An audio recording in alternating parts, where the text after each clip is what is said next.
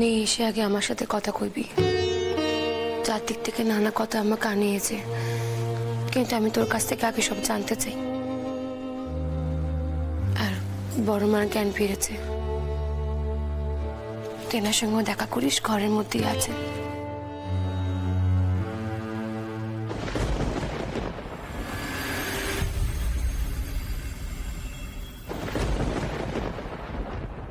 ছোটকুকে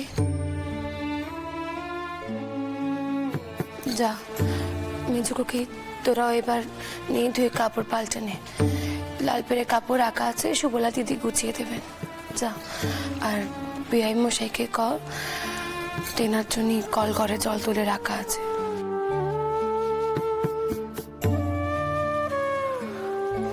বাবা মশাই আসুন।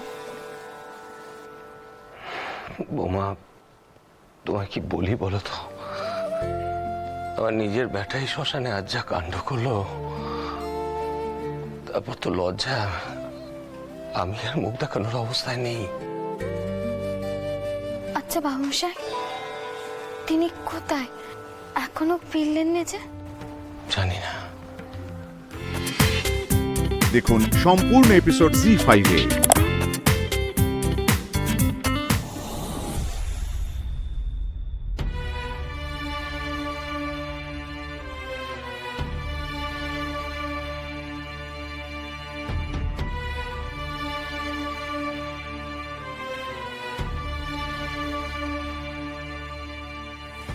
এখানে একা বসেছিলে যে? মা কেমন আছেন?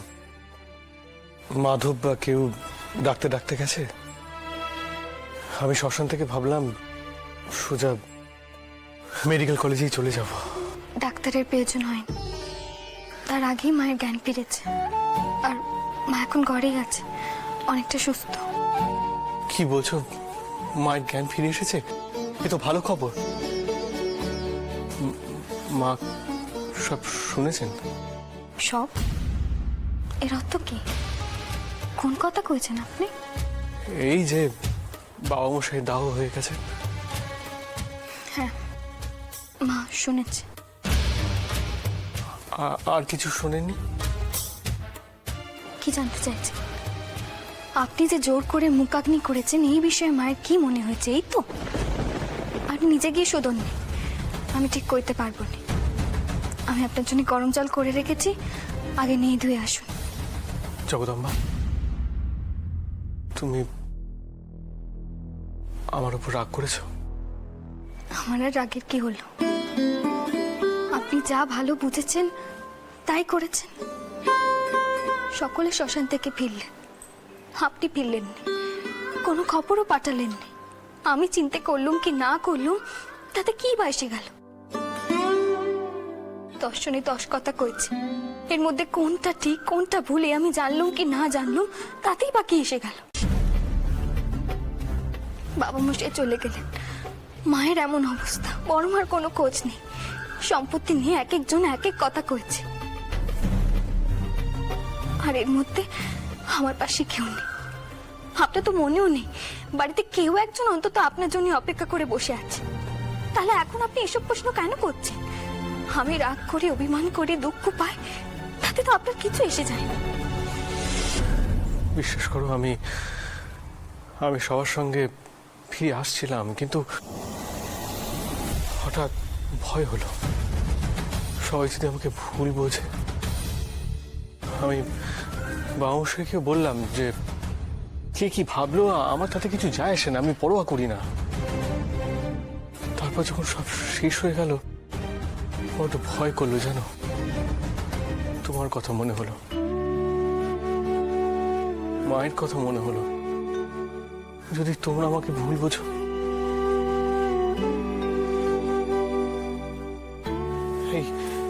এই সব কিছু তো আমি সম্পত্তি রক্ষা করার জন্য করেছি, কিন্তু আমার কাছে কোনো প্রমাণ নেই।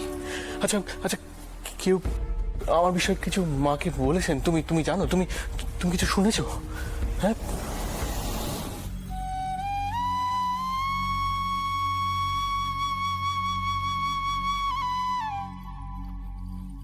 মা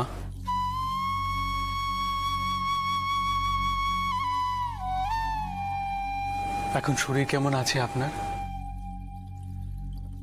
কবিরাজ মশাইকে আরেকবার ডেকে পাঠাবো? না বাবা, শরীর আমার ভালোই আছে।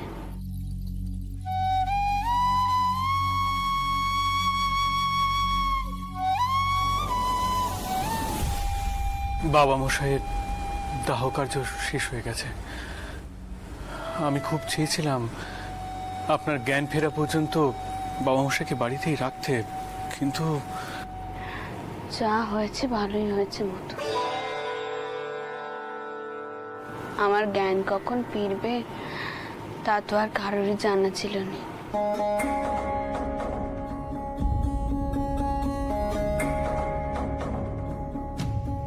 আপনি শুনেছেন নিশ্চয়ই আমি জোর করে বাবা মশাইয়ের মুখাগ্নি করেছি, কিন্তু বিশ্বাস করুন এ শুধুমাত্র সম্পত্তি রক্ষা করার জন্য। আপনি হয়তো জানেন না খুড়োমশাই সম্পত্তির অধিকার নেওয়ার জন্য কি করতে যাচ্ছিলেন। মাধবকে দিয়ে মুখাগ্নি করাতেন। থাক মতুর এখন এইসব কথা।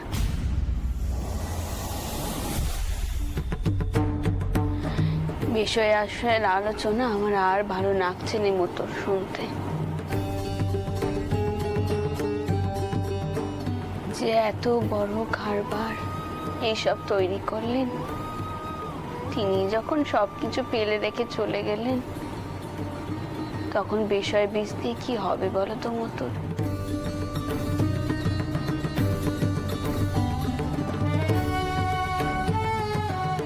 মা, কিছু মনে করবেন না, একটা কথা বলতে আমি বাধ্য হচ্ছি। এটা শোকের সময়, তাই হয়তো আপনি এমন কথা বলছেন, কিন্তু বাবা মশাইয়ের কাছে এই কারবার, এই বিপুল সম্পত্তি খুবই প্রিয় ছিল। তিনি রক্ত জল করে এই সাম্রাজ্য গড়ে তুলেছিলেন। কিন্তু আপনি যদি হাল ছেড়ে দেন, এই বিষয় আশা থেকে মুখ ঘুরিয়ে নেন, তাহলে বাবা মশাইয়ের আত্মা কি শান্তি পাবে?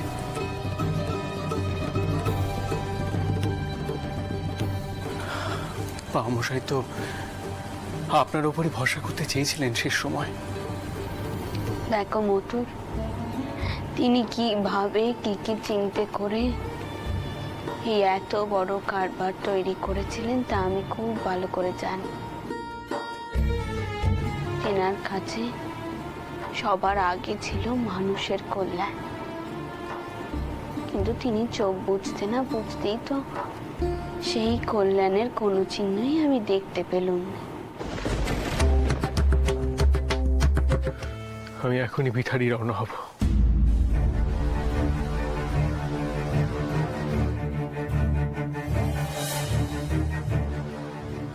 ভিখারি? কেন? আমি ভিখারি রওনা হচ্ছি এখনই। তোমার চতুর্থীর কাজ হয়ে গেলে আমি এসে তোমাকে আর গোপালকে এখান থেকে নিয়ে যাব। তুমি তো এটাই চেয়েছিলে, তাই না? আর সত্যি তো, কেন থাকবে তুমি এই সংসারে? ছোট হোক, ক্ষুদ্র হোক, দরিদ্র হোক, সামান্য হোক, কিন্তু সেই তো তোমার শ্বশুর গৃহ।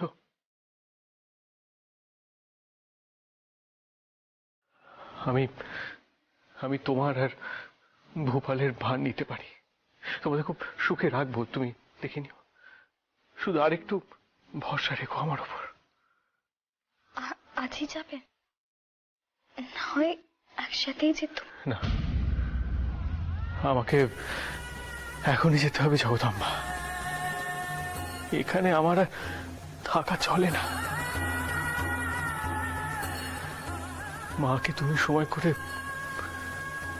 জানিয়ে দিও।